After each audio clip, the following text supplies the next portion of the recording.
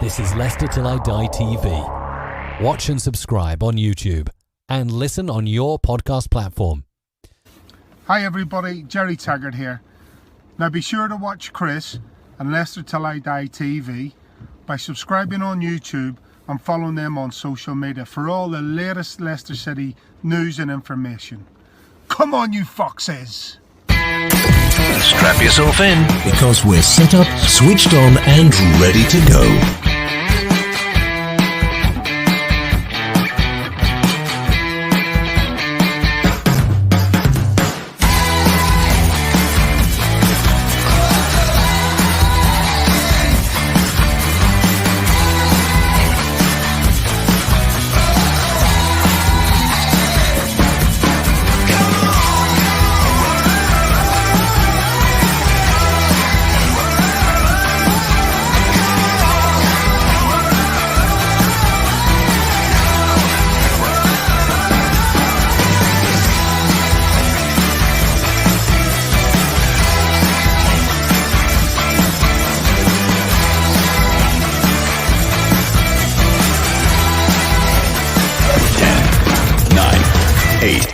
Seven, 6, 5, 4, 3, 2, 1. And it's live. Good evening, fellow Fox fans. It's Friday. We're away at Southampton. Fortunately, it's not raining down here on the south coast. It was earlier, and I've been outside, probably annoying the neighbours, certainly scaring them, doing my rain dance, trying to get it to rain. Can we do 10-0? Team's been announced. Nothing changes. One thing that will be changing is tomorrow you won't be able to get 30% off this book, Minding My Own Football Business, the story of Leicester City in the 1990s when we went from private to public ownership, written by our first chief executive, Barry Pierpoint. You can get 30% off up till midnight tonight, because tomorrow is May. Go to all the W's, mindingmyownfootballbusiness.co.uk, and Barry will even put a little message in there for you as well. Last chance, like I say, we're literally on countdown to midnight. Like I said, some things don't change, including the team, but I have got a different chat buddy tonight. Ex-Fox Julian Watts, let's bring him in and say, good evening, Julian. Evening, Chris, you all right? I'm not too bad, how are you? Not too bad at all. I suppose the thing we learned now is if it's not fixed, don't mend it.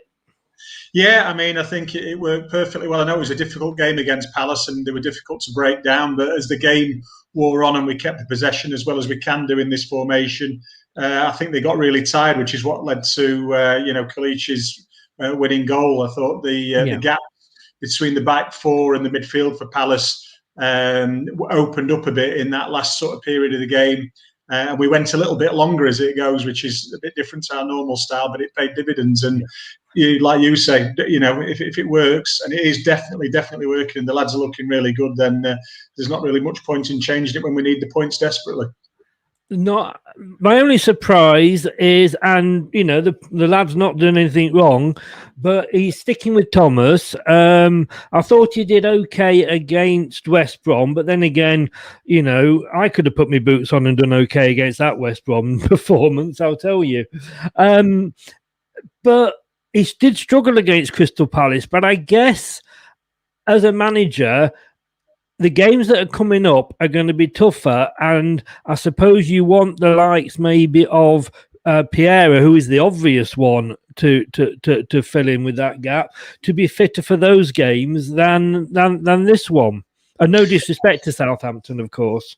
No, not at all. And I think you're right. And for me, I think I've been saying all season that I quite like Luke Thomas. And I think what he does give you is that that youthful exuberance. He gets up and down the touchline. He's got pace. He needs the game time for me as well. And like I say, in tighter games, perhaps it might be something that he changes. But right now, he seems to be giving him plenty of encouragement. The lad's definitely good enough, and at that age, he's not going to have great games week in, week out. He is going to make mistakes. And while we're playing the back three, though, maybe we can afford to give him that bit more game time. And like you say, say Pereira for the bigger games. But Yeah, I can see your point, Chris. But for me, I think it's a nice selection. Great for the kid if you're putting the spotlight on him as well. Yeah. Good evening to Terry. Thanks for joining us. Welcome along.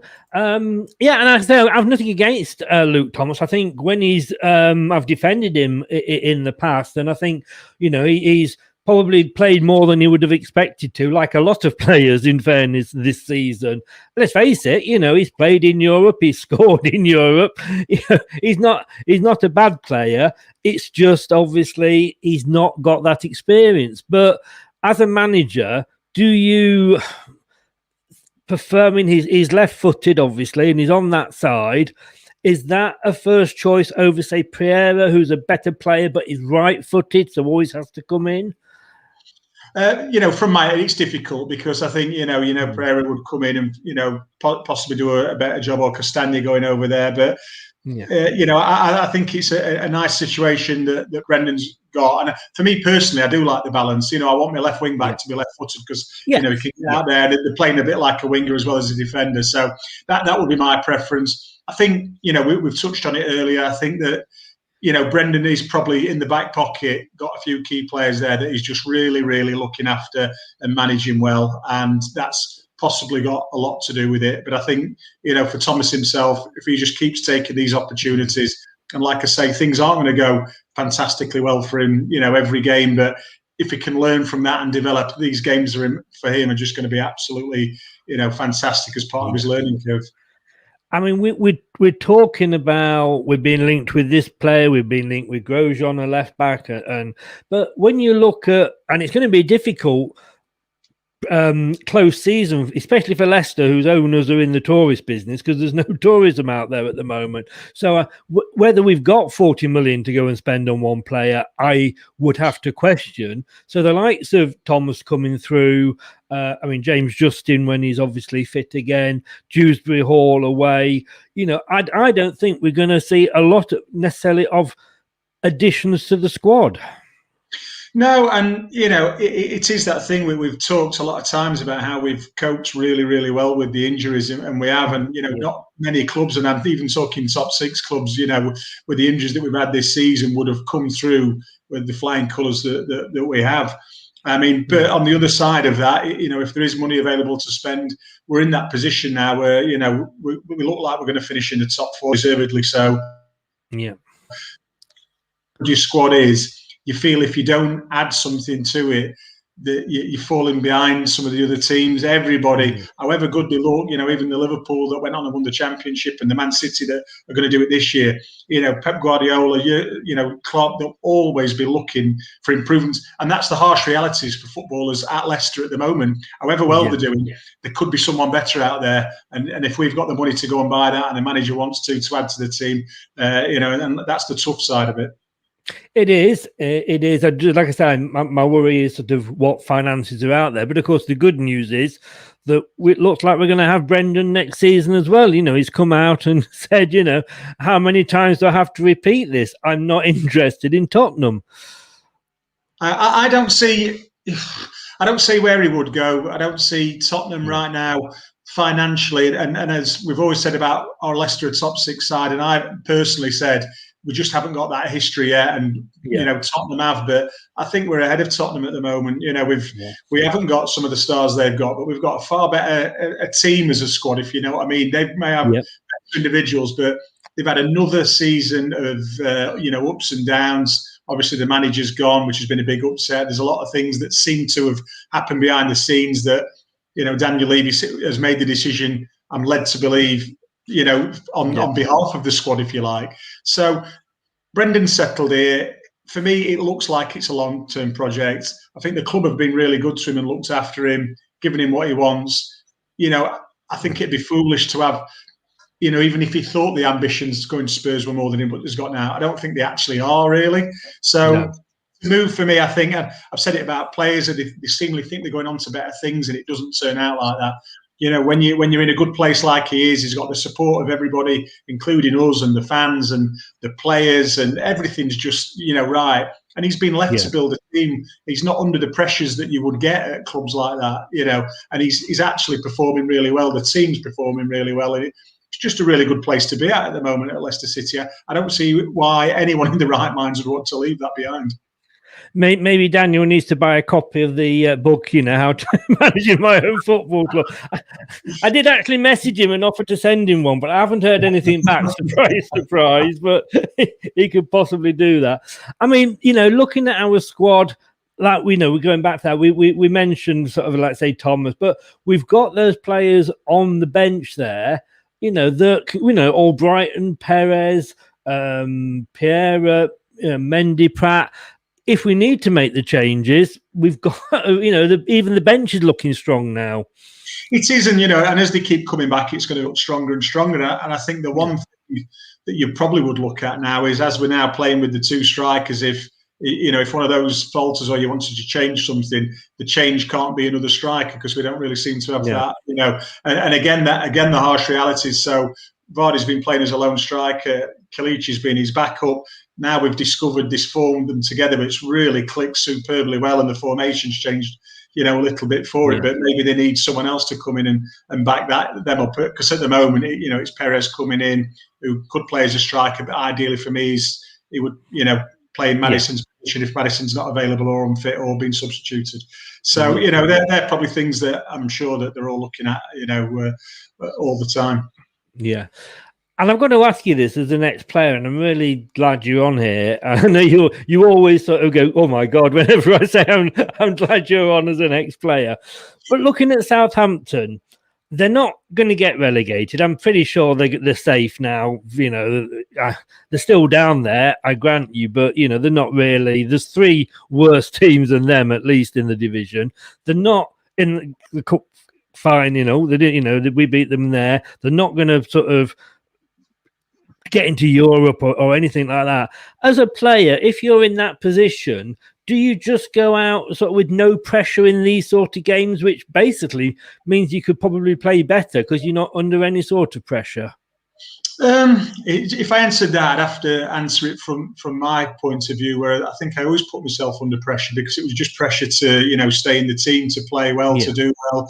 And I can sort of get the mentality because they had a great start to the season, and if they hadn't done, they could have been in a lot of trouble now. And they're not in that position. And it's the old classic of they've not really got anything to play for, but for me, as a professional, you've got to play for your pride. They know they're not letting the club down, but if you know what I mean, as a team, and the results aren't what the club want, aren't what the club would really accept, and they should, and I'm saying they should feel that burden on the shoulders of we're really not getting the results for whatever reason.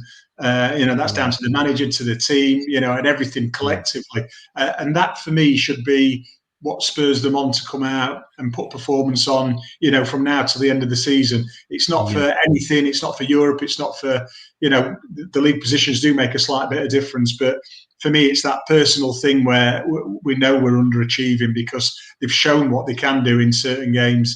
But the form has just been dreadful after the, great start that they had. And that for me would be the factor that they should be coming out with tonight.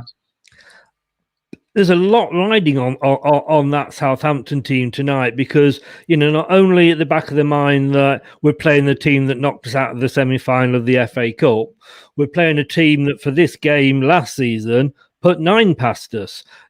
So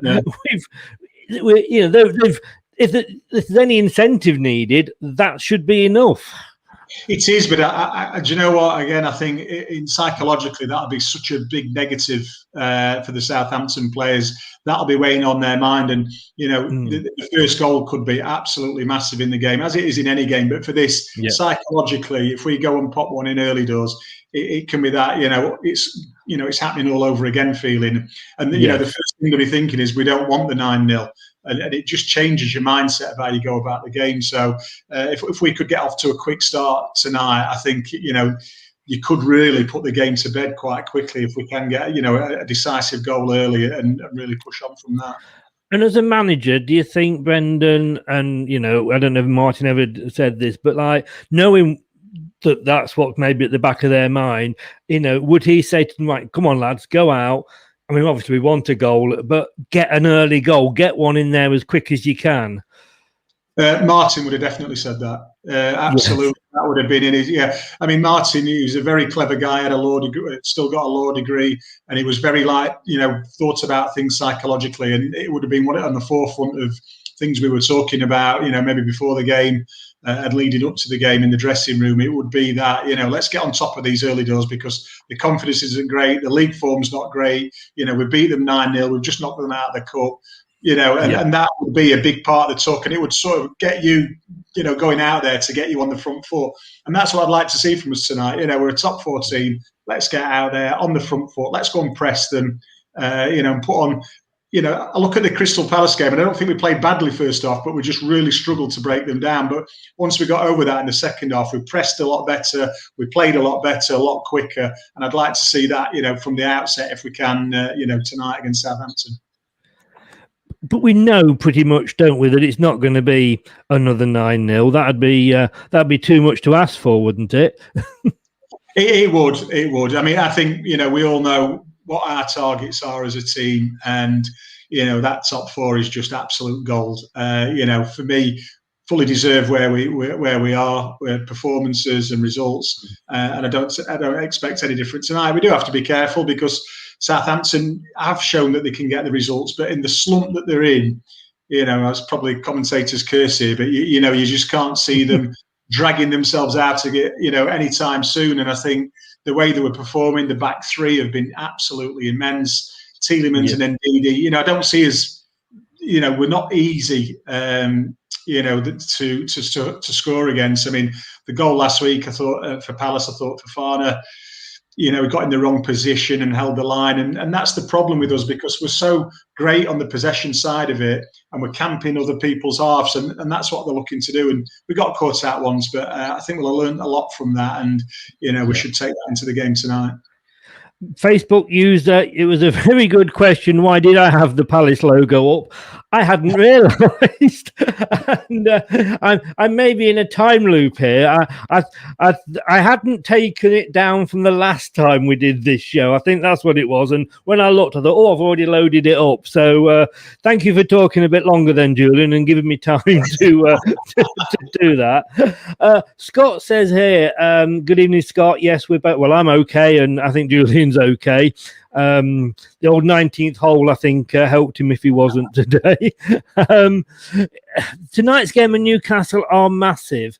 And for once, we're actually playing first. And, the psychological boost that we will get looking at the table, we'll be 2 points behind Man United. I've started saying I think Man United are catchable, but psychologically, the pressure it then puts on the teams below us, if we can win tonight, will be immense.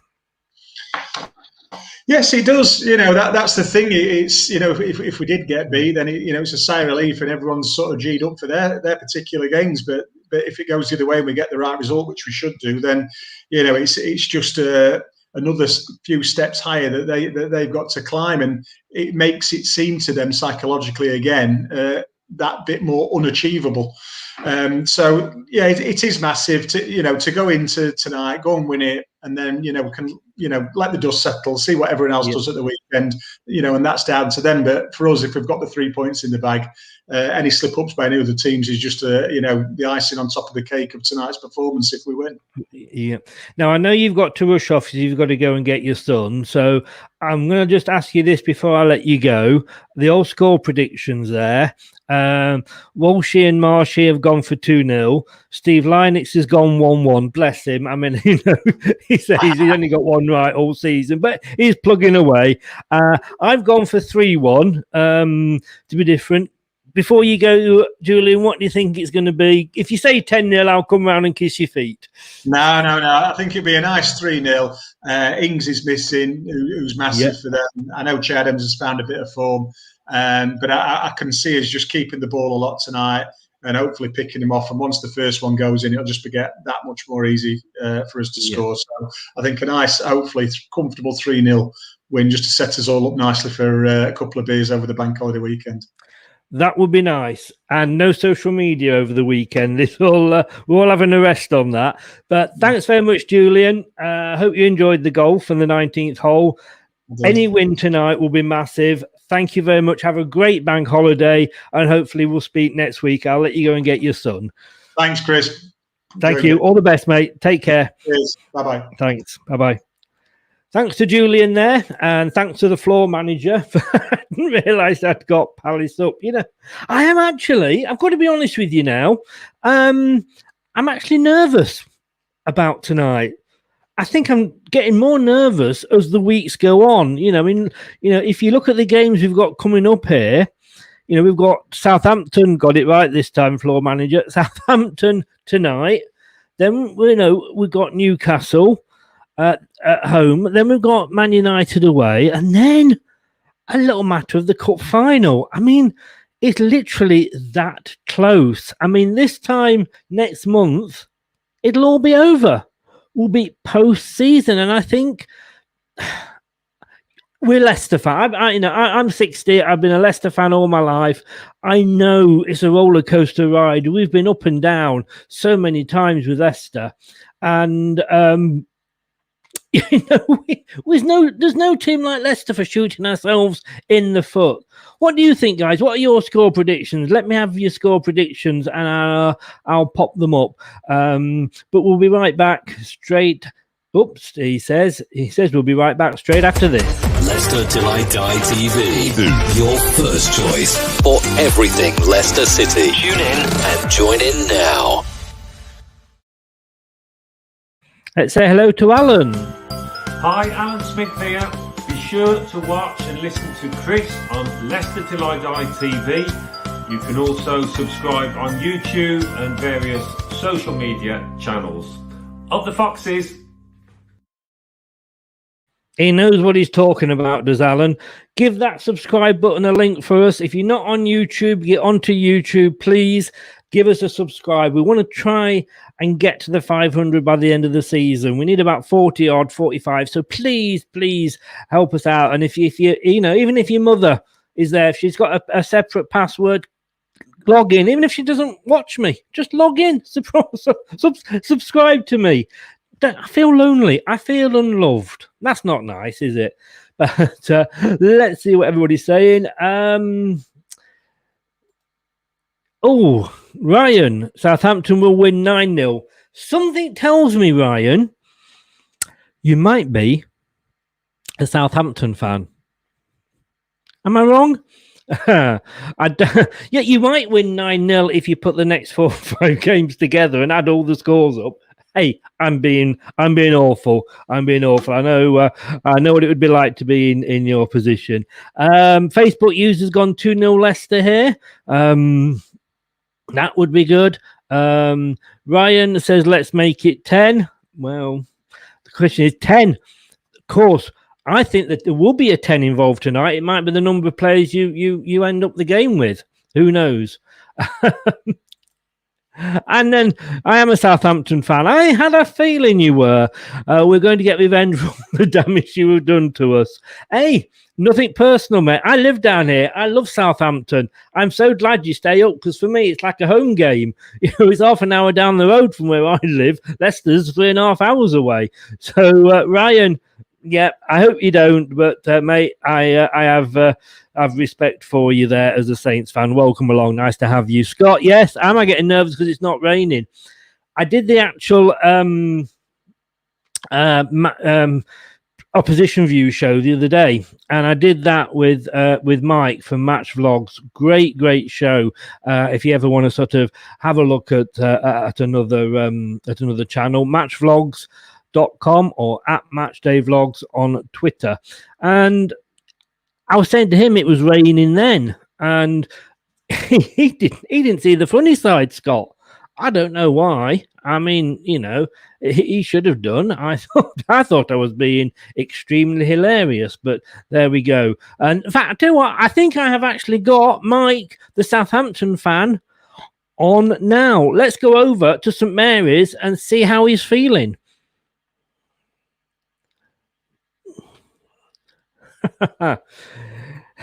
Oh yes, that would be Mike. That would be Mike. Let's have a look. A few more comments before we go. I hope I'm welcome on your channel. Sorry, I couldn't resist it. Ryan, we more than welcome away fans. One of my moderators is an Arsenal fan. So, hey, we welcome everybody, mainly because we're doing well, so we don't mind other people. Matthew Bond, sorry, didn't click on link. Matthew, what you doing? You got one job, Matthew, one job. Scott, I'm going with 5-0 Leicester, as I can't really see where the goals will come from within the Southampton team. Good news bad news for Danny Ings, and I hope obviously he's not too injured, but it looks like his season is over. And along with Maddison, he looks like not Maddison, David Justin is going to look like he's going to miss out on England in the summer. You don't wish that for any player, but I do wonder where their goals are coming from. All I'm going to say is, please, please, please let it be more exciting than the game at Wembley, which, let's be honest with you, the result was good, but the match will not stay long in the memory. Ryan, sorry, or when the Saints go marching in, yes, whatever. Welcome, Ryan. I tell you what, Ryan, come on, if you come on live, and let me put the link in there very, very quickly, Ryan. I'm going to see if I can do this. If you want to come on, you can sing it. I'll allow you to sing it, but that's all you're going to get a chance to do. Just sing that song. And we'll see if the Saints can march and sing at the same time. Matthew has gone 2-0 Leicester. I've gone 3-1. You've agreed there, Matthew, with Walshy and Marshy. Well, let's go. It's 25 minutes till kickoff. Let's go get a beer, get our feet up. Make sure you go to the toilet now. And I'll tell you why. Because you do not want to be going to the toilet when the match starts. Because this is Southampton. You nip to the toilet, you know you're going to miss a goal. Sorry, Ryan, you deserve that, mate. Thanks a lot for watching. Don't forget, guys, that today is the last day that you can get the old 30% off Minding My Own Football Business, the story of how to run a football club. Like I say, I did offer Daniel Levy one, but he didn't get back to me, miserable sod. All the W's, mindingmyownfootballbusiness.co.uk. You'll get 30% off up until midnight, and Barry will sign and put a message in there for you as well. It is a great read if you are old like me. It gives you another perspective, and if you're young, it's a great just to look back at our history, to be honest with you. Please subscribe, like we've said. We'd love you forever. It would mean a lot to us. And if you want to listen to any of our shows back again, obviously Leicester Till I Die TV on YouTube, or we are on Anchor FM, Google Podcasts, Amazon Music, Apple iTunes, the old Spotify and Podcast Addict, to name just a few. Come on, the Foxes. We are so close to that Champions League qualification. Can we make it a bit more permanent tonight? I hope so. I hope so. Good luck.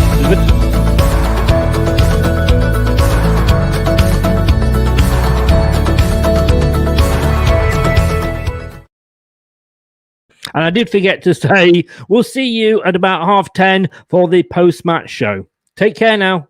Bye-bye. See you then. Hello, Matt Elliott here. Be sure to watch Leicester Till I Die TV on YouTube and follow all their social media platforms for all the latest updates and news on Leicester City Football Club. Thanks for watching Leicester Till I Die. This is Chris saying goodbye, and see you next time. Some people are on the pitch, they think it's all over. It is now.